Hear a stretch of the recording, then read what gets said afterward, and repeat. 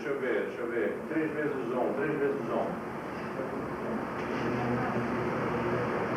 Tem uma coisa mais importante, mais marcante. O que é 3 vezes on? Tá. Chui, vocês estão por fora. 3 vezes on. Chapa não, já. Vocês dois. 3 vezes. 3 vezes on é um leigo ocidental, ensinante leigo de yoga, espiritualista, que não conhece mantra e não conhece coisíssima nenhuma. É fatal. Você chega um ocidental leigo, ele faz 3 vezes on.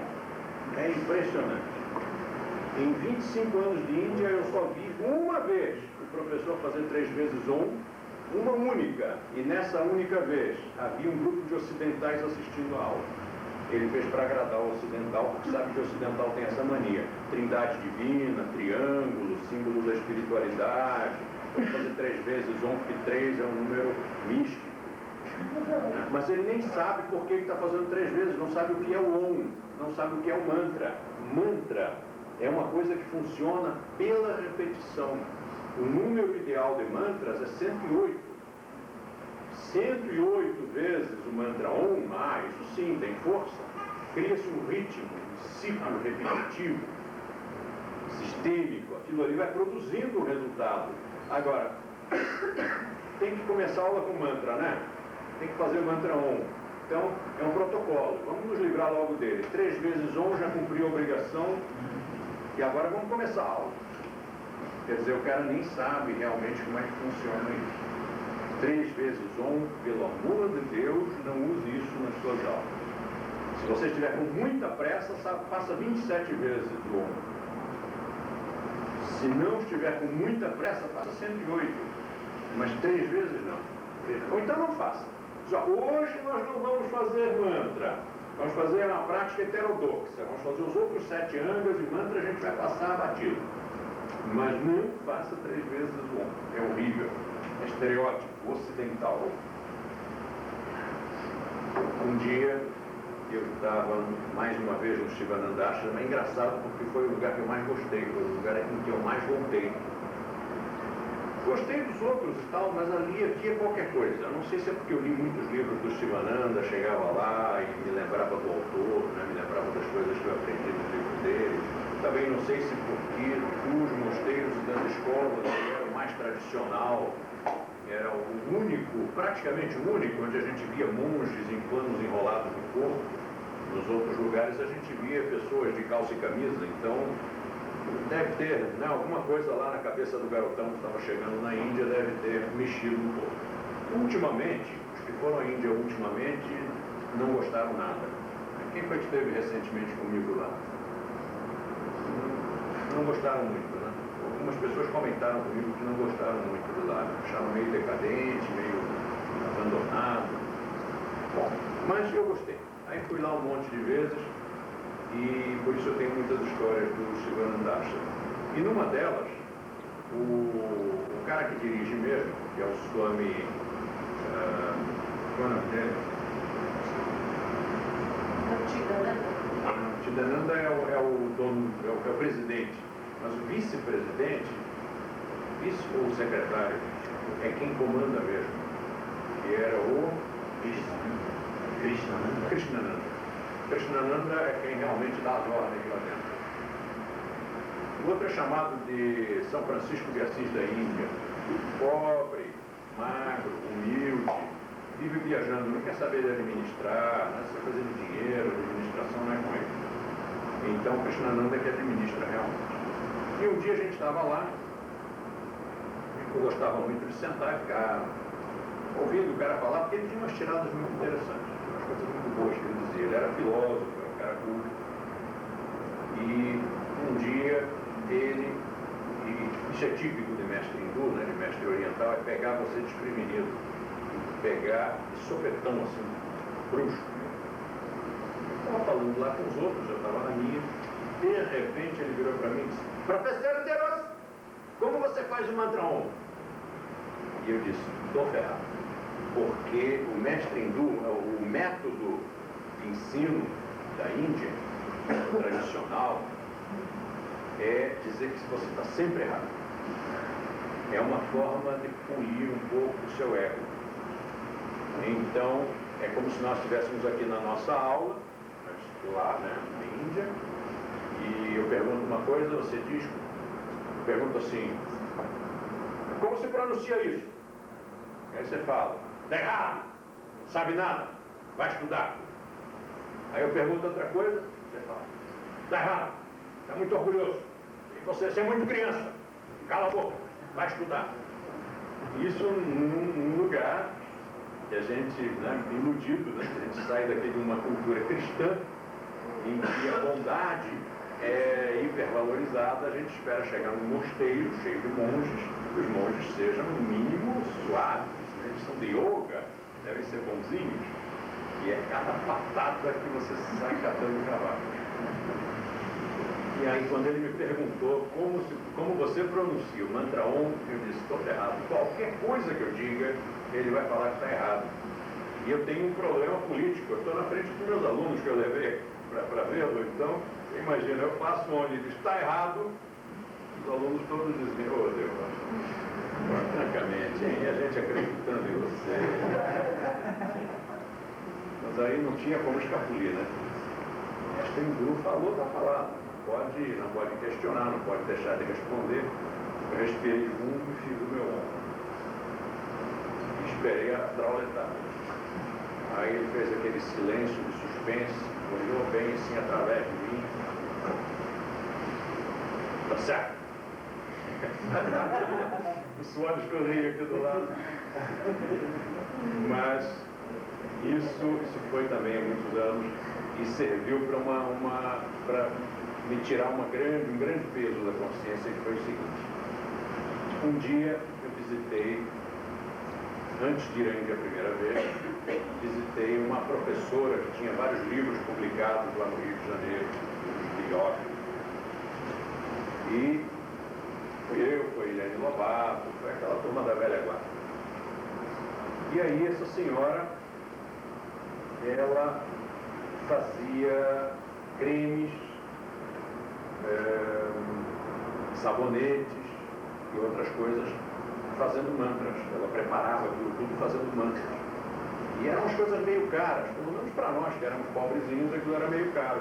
Mas a gente comprava assim mesmo, primeiro para ajudar a velhinha, né? Coitada, tem que ajudá-la. E outra coisa também é, meu Deus, aquela é um sabonete feito com mantras. Imagina tomar um banho com os mantras da mestra. E naquela troca de gentilezas, eu dei a ela o meu cassetezinho de prática básica, série protótipo. E ela escutou e disse, meu filho, não faça mais esse mantra Om, isso está errado, é um perigo, não ensine isso às pessoas, é preciso ter responsabilidade, menino. Eu fiquei preocupadíssimo, meu Deus, o que eu fiz? Recolhi o que eu pude, pedi de volta os cassetes, devolvi o dinheiro para as pessoas, mas aquele dinheiro sofrido, né, que eu já não tinha. Além do mais, eu vendia aos poucos, mas recolhi ao mesmo tempo, então precisava mais capital para ressarcir os alunos. E não fiz mais aquela gravação durante um tempasso, até que eu fui para a Índia e o mestre disse que o meu ombro dava certo. Aí eu me lembrei dela e disse, ai meu Deus, como eu era ingênuo. Porque a essa altura já tem uma outra história dela, contribuiu para que eu chegasse a essa conclusão. Ela falou que estava errado para que eu não vendesse mais os cassetes e com isso o Swastika Yoga não crescesse, não se expandisse. Foi uma maneira dela segurar, e ela segurou mesmo, porque a gente no início de carreira é muito bobo. Mas esse outro fator que aconteceu e que vale a pena registrar, porque isso é histórico, eu só não vou dizer o nome dela, embora ela já esteja falecida. Mas é para aprendizado, né? Axioma número 1, sempre. Um dia, uma aluna nossa, que nós levamos lá, e ela comprou os produtos dessa senhora, dessa mestra, e nós a levamos, e nós dissemos que ela era uma mestra. Telefonou para a Eliane, eu estava lá na casa da Eliane, e ela disse assim, Eliane, você já usou bem o seu sabonete? que a mestra fulana fez? E ela disse, sim, eu sei um pouco. Olha a contraluz. E quando ela foi olhar a contraluz, tinha uma marca d'água escrito Drogaria Granado. Você sabe o que a mestra fazia? Comprava sabonete de glicerina na Granado, raspava em cima e embaixo, tirava a marca. E ficava com aquela aparência de coisa mal feita, né? De coisa feita em casa. Só que ela não sabia que tinha uma marca d'água, que quando o sabonete ia ficando fininho, aparecia outra vez a marca Granado. Que vexame para ela, né? Que decepção para mim. Meu Deus, quanta história. Se eu pudesse juntar essas histórias num novo mito, mas ninguém acreditaria, né? Diriam, esse terror mesmo, mau caráter, né? Olha como ele fala mal de uns e outros aí. Mas não é falar mal, hoje não é, até hoje já é anedótico, né? Você pode fazer um livro de crônicas. Mas eu acho que isso hoje já é anedota, já faz parte do anedotário do yoga no Brasil. Coisas que acontecem, que aconteceram e ainda acontecem. Pois é, então, mantra Om é mantra, não é kirtan nem japa. Agora, vamos ver o Om. Um pouquinho do Om, porque nós temos no fim do ano uma outra aula que é só do Om. Aprendendo a traçar as várias formas de traçar, as que estão certas, as que estão erradas, as que são iniciáticas, as que são profanas, depois as 7 formas de pronunciar e o efeito de cada uma. Hoje nós vamos fazer isso de uma maneira mais rapidinha, porque o assunto não é só do Om, o assunto é mantra. Então, a pronúncia, existem 7 formas de pronunciar, nós vamos fazer uma só. A pronúncia do Om não é com notas musicais. Na Índia, a maior parte dos mestres que ensinam mantra, ou que ensinavam mantra no tempo em que eu aprendi lá com eles, eles eram, assim, visceralmente contra associar mantra à música. Eles, por exemplo, não gostavam que a pessoa dissesse que está cantando mantra. Queriam que dissesse que está vocalizando mantra. E quando alguém perguntava, com que nota musical eu faço o Om? Qual é a nota do Om? É Dó? É o quê? E eles diziam, isso não é música, isso é mantra. E de fato, aí ele fazia o mantra de uma determinada maneira e mandava o pessoal repetir. Todo mundo repetia, parecia que estava idêntico. Ele dizia, errado, outra vez. Fazia, o pessoal fazia, errado. Aí fazia, repetia. Daí numa delas, você fez certo. Vem aqui na frente. Aí o cara fazia. Mas qual era a diferença? A gente não percebia qual era a diferença. Aí ele dizia, então agora vamos fazer diferente. Aí ele fazia o Om totalmente diferente. Para um ouvido treinado em música, estaria numa outra nota musical. Correto da mesma maneira. Quer dizer, o que importa não é a nota musical, não é a oitava, não é nada disso. É a maneira de fazer, aquela maneira de fazer produz um efeito. Então, se um dia alguém que entenda, né, perguntar para você como é que se pronuncia o Om, você diz, tem 7 formas diferentes. Eu vou fazer uma delas. Aí você faz a forma mais popular, porque possivelmente se ele não conhece as 7, se você fizer uma delas, ele vai dizer que está errado porque ele não sabe. Então, se você fizer a forma que tem nos mosteiros, as formas utilizadas nos mosteiros, provavelmente vão te dar razão. Né? Então, você faz assim.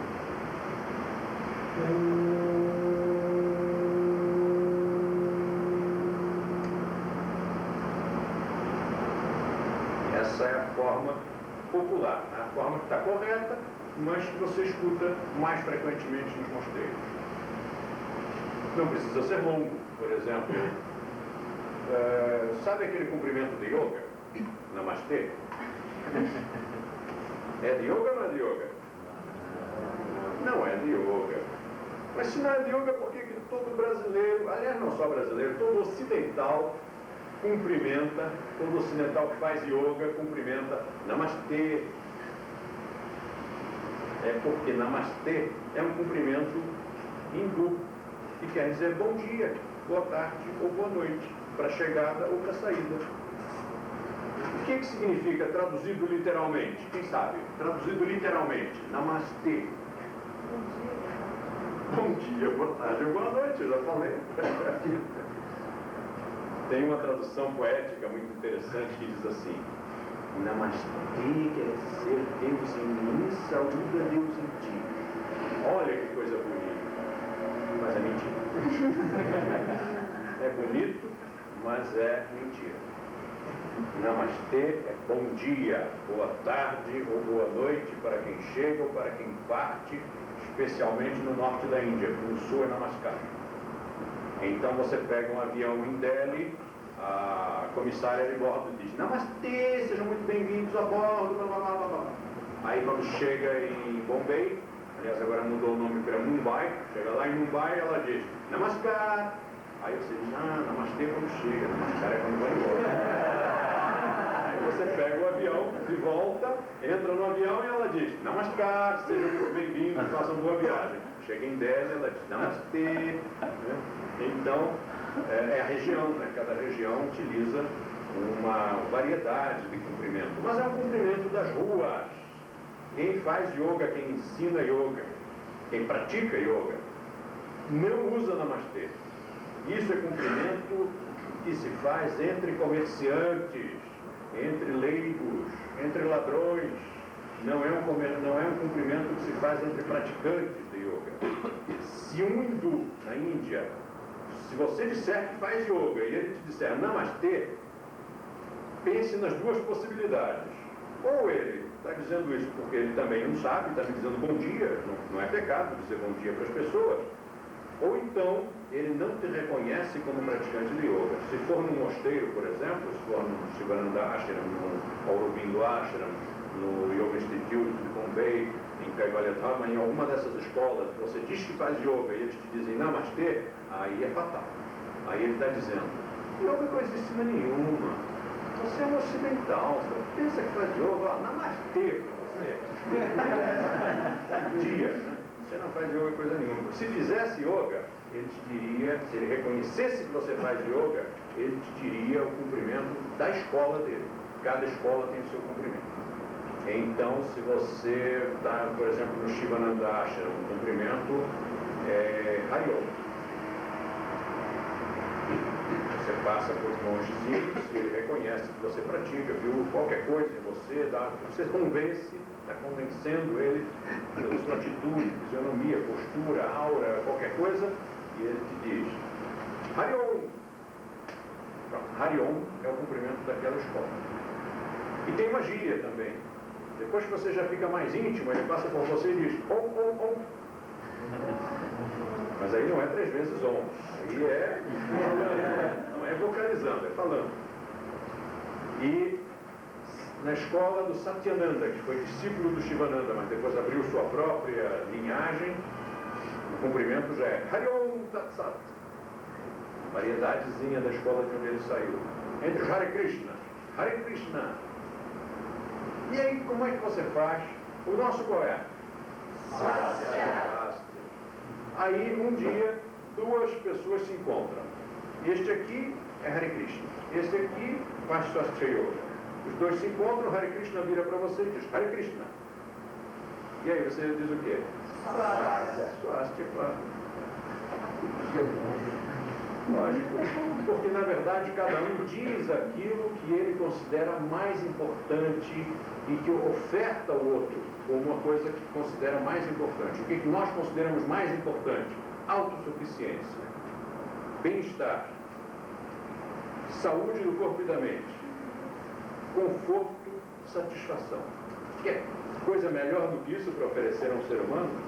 Só autossuficiência não precisa mais nada. Já é uma grande coisa para desejar a alguém. E saúde, né? Saúde do corpo e da mente, não tem coisa melhor. Então, o outro te oferece, te deseja o que para ele é mais importante. Hare Krishna. Ele é devoto de Krishna. A rigor, como é que deveria ser se as pessoas fossem educadas? O Hare Krishna chega para você e diz Swastika, porque eles sabem que você é de Swastika Yoga. E você, por educação e cavalheirismo e fidalguia, você vira para ele e diz Hare Krishna. Deveria ser assim. mas não é. Então, quando te disserem Namastê, Swastika. Hare Krishna, Swastika. Hare Om, Swastika. É você fazer o seu cumprimento. No nosso caso, ainda tem uma grande vantagem. É que você está dizendo o nome do seu próprio yoga. Então, a pessoa, de uma certa forma, aprende a pronunciar. Hare Krishna. O que quer dizer Hare Krishna?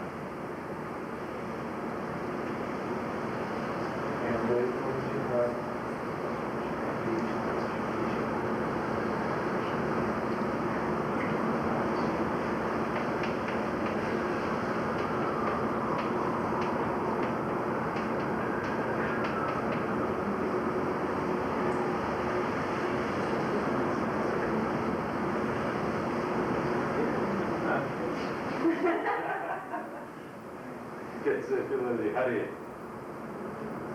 Hare.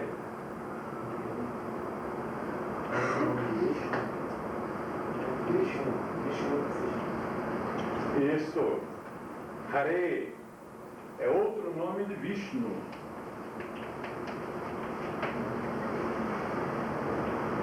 Krishna é um avatar de Vishnu. Vishnu é o terceiro aspecto da trindade hindu. Brahma, Vishnu e Shiva, o Criador, o Conservador e o Renovador. Nós somos da turma da renovação. Shiva, que é o renovador. Então nós estamos fazendo eternamente e sistematicamente uma renovação biológica, uma renovação psicológica, uma renovação de paradigmas. Vishnu são os conservadores. Brahma cria o universo, Vishnu conserva, Shiva renova. Hare é outro nome de Vishnu. Então, quando você diz Hare Krishna, você não está dizendo Salve Krishna. Você está dizendo, eu reconheço que Krishna é Hare. E Krishna é uma encarnação de Hare, uma encarnação de Vishnu.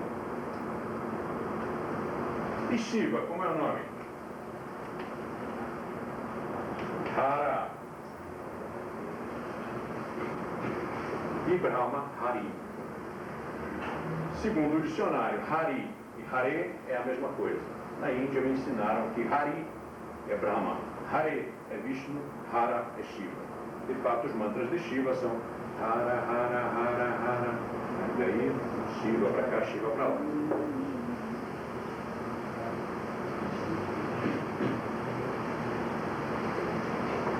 Agora vamos aprender alguns mantras com o tempinho que nos resta. Gayatri Mantra. Existem muitas formas diferentes de fazer o mantra. Bom, os mantras, quaisquer mantras. O Om Namah Shivaya, por exemplo, quantas formas vocês conhecem? 5, 6, 10, 20? Existem N formas de pronunciar os mantras, especialmente os mais antigos. Então nós vamos ver agora o Gayatri Mantra numa das formas, que é a forma da linha Shakta. Eu tive uma vez um desentendimento, um mal-estar lá na Índia com uma senhora inglesa, canadense, que ensinava mantra. É que a gente nunca aprende, né? Nós somos muito soft. O brasileiro é muito soft. Sabe o que quer dizer soft em português, né? Popalhão. E aí, nós sempre estamos assim, cedendo, agradando. Quando o Carlos, conversando com ela, fazendo mantras e tal, e ela disse, pô, mas vocês conhecem muito mantra e tal, e onde? Brasil, meu Deus, lá naquela selva, né? Lá em São Paulo, onde passam cobras na rua, vocês aprendem tudo isso. E quis conhecer o mestre dele. E aí ele perguntou se podia levá-la lá no hotel, eu concordei, ela foi lá me visitar, levou uma florzinha, fez todos aqueles salamaleques e tal, que eu era o mestre. Aí me convidou para ir na escola dela, retribuir, fui na escola dela. Pronto, foi quanto bastou para que o mestre já não fosse mais mestre. Vocês já ouviram dos brasileiros? O brasileiro também tem umas coisas assim, né? Vocês já ouviram dizer que quando um conjunto de rock vem ao Brasil é porque ele está decadente? Ouviram isso ou não ouviram? Aí, enquanto o conjunto não vem aqui, a gente compra os discos dele. Depois que eles vêm ao Brasil, ninguém mais compra. Ah, já veio ao Brasil, está acabado. E funciona um pouco assim, né? Na Índia, mestre não sai do seu lugar, o discípulo é que tem que ir lá. Então, no momento em que eu saí do meu lugar e fui lá visitá-la, mestre, coisa nenhuma. E aí nós fizemos esse gaiato para agradá-la, né, para homenageá-la, afinal era a escola dela, nós é que éramos os visitantes. Foi o quanto bastou para que ela dissesse que estava tudo errado. E aí o clima ficou pesado, né? Porque você imagina você, todo soft, querendo agradar a pessoa, fazer um mantra em homenagem a ela, e ela dizer que o mantra está errado, está plantar batata. Ainda mais que o mantra que ela conhecia era o mantra Vedanta Brahmacharya. O nosso era Shakta, é outra coisa, é oposta à linha Brahmacharya, é outra coisa, é outra maneira de fazer. A nossa maneira é essa aqui. Então vou passar para vocês. Então diz aí para mim que eu esqueci como se escreve.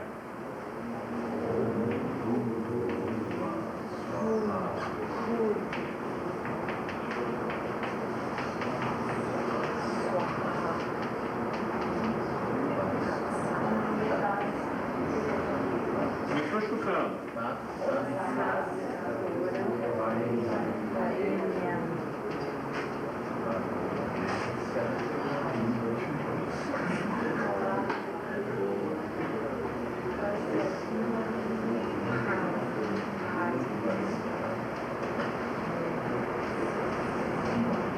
Como é?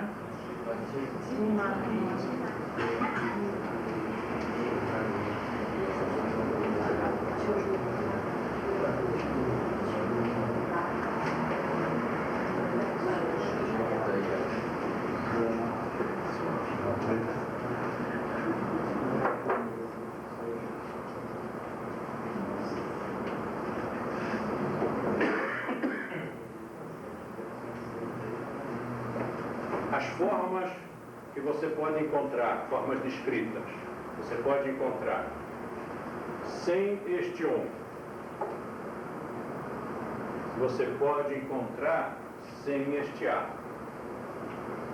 Você pode encontrar aqui com o final M. Você pode encontrar também sem este A e sem este O.